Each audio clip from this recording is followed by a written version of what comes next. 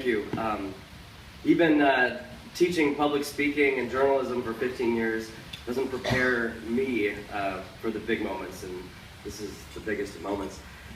I'm overwhelmed with gratitude. Thank you, Chrissy Hefner, Amanda, Cleo, the judges, and the foundation.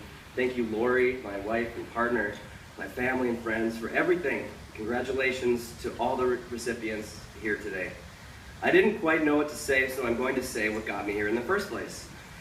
This is my testimony to the North Dakota House Education Committee on February 17th, 2015. Abridged a little bit. I'm Stephen Listoped, Assistant Professor of Journalism and Student Media Director at Valley City State University, and previously at the University of Jamestown in North Dakota. Before my career as a journalism educator, I was a journalism student and student journalist at North Dakota State University and North Dakota State College of Science. And even before that, I was a student journalist at Wahpeton High School in North Dakota and reporter for the Wahpeton Daily News. From 1991 to 1995, I spent every day of high school learning about the hows and whys of journalism from the most amazing teacher, mentor, and coach I've ever known, the late Representative John Wall. It was such a great honor. It is such a great honor to be here today, back on February 17th and again today, to look around the room and see so many passionate and intelligent students, educators, and professionals engaged in such a worthwhile civic activity is truly heartwarming. Just weeks after you, the legislature of North Dakota, the House and Senate so overwhelmingly passed the nation's second mandatory high school civics test for our high school students to pass, to graduate, to have this opportunity to turn civic knowledge into civic action with our students makes me believe that no matter the outcome, these years of work have been worth it. Today you're going to hear from a variety of stakeholders in support of HB 1471, the John Wall New Voices Act. You're going to hear from journalism advisors and their students. You're going to hear from professional journalists. You're going to hear from national leaders and experts on the subject. And the reason you're going to hear from us is because we can speak to you. That's the First Amendment in action. Not all North Dakota students are as lucky as those in the room. Not all students in the state are allowed to speak to you.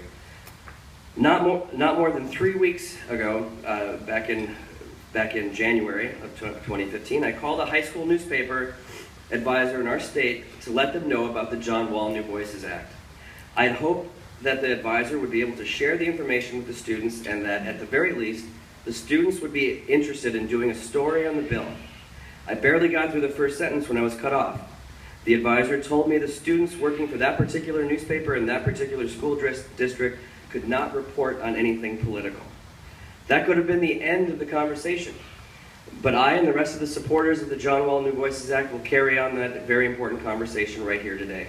A conversation about the fundamental expression rights of our young people, about the failure of the Hazelwood Supreme Court decision as an educational standard for student journalists, about the need for student journalists to be civically engaged, not just for them, but for all of us, and about how we can make North Dakota a better place for the new voices emerging every day to learn, grow, and engage.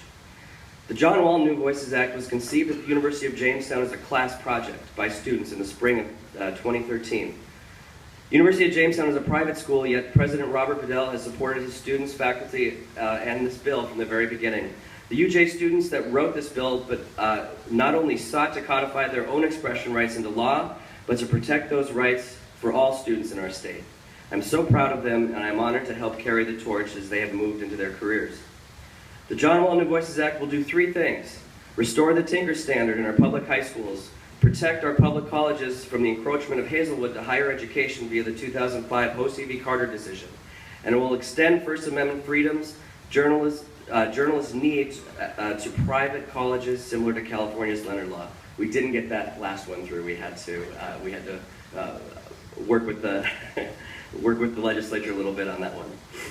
Gene Policinski, executive director of the museum and the First Amendment Institute, said, "We are creating a generation that takes no for an answer. With the John Wall New Voices Act, we have a chance to do something about it. I know that Mr. Wall followed the Tinker Standard, which says that there must be evidence of substantial disruption to justify censorship. This bill is one more invaluable lesson from Mr. Wall. Hazelwood was only a few years old when I first met Mr. Wall. Even in the new Hazelwood environment, Mr. Wall allowed us to take on stories of corruption and embezzlement in our schools. And now at a high school in our state, 27 years after Hazelwood decision, our students don't even have the right to report on this bill. A bill about them, for them, and by them. And that high school is certainly not alone. Hazelwood's deleterious effects can be felt all across the state at every level. School boards, principals, and advisors pulling stories, cutting budgets, stopping the presses, firing advisors, and cutting whole programs just to exercise a measure of control that is both invasive and ineffective. The two high schools you'll hear from today, Bismarck Century and West Fargo, are in the minority. These high schools honor the values of journalism, education, and civic life by respecting their students' right to choose the stories that are important to them. The accolades, the scholarships, and the careers that come from these effective educational methods are testimony to its efficacy. And the fact that this room is full of those students is testimony to their civic responsibility that is ingrained in the students that we allow to own their words. But first, I want to thank all the supporters of the John Wall New Voices Act, including but not limited to the bill sponsors, two of which are in the room today. Jessica Hake and Corey Mock, would you please stand up?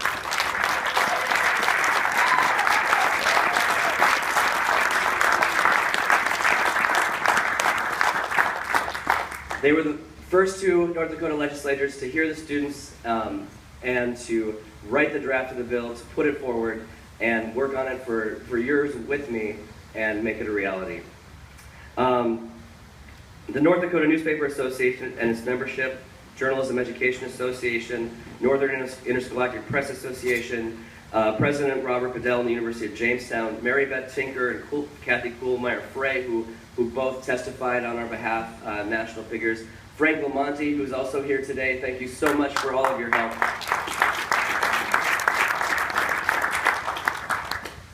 All the national organizations that have passed resolutions to support this bill just like this one. All the states that have tried and succeeded and tried and failed to pass bills just like this one. All the educators, administrators, and professionals in North Dakota and beyond who have reached out to us with advice and support. The 6 students that started all of this. Peter Odney, Misaki Ova, Dan Ahrens, Jesse Boyle, Ashley Domino, and the late Josh Berg. Those 6 and all the students you see in the room and all the students across the state are the new voices. We need to teach them about civic facts, but we also need to teach them about civic engagement. We don't want the new voices in our world retreating to the dark recesses of the internet to have important conversations. We want those conversations to happen in the light of day, where they can be nurtured and in turn engage us. Like Mr. Wall did for me and so many others, our new voices, we need to hear what they have to say. We need to hear what they all have to say. And only HB 1471, the John Wall New Voices Act, can make that happen. That was my testimony. The bill went on to pass our House and Senate unanimously and is now a model for other states like Michigan, Maryland, New Jersey, Nebraska, South Dakota, and more. We will continue to fight in every state.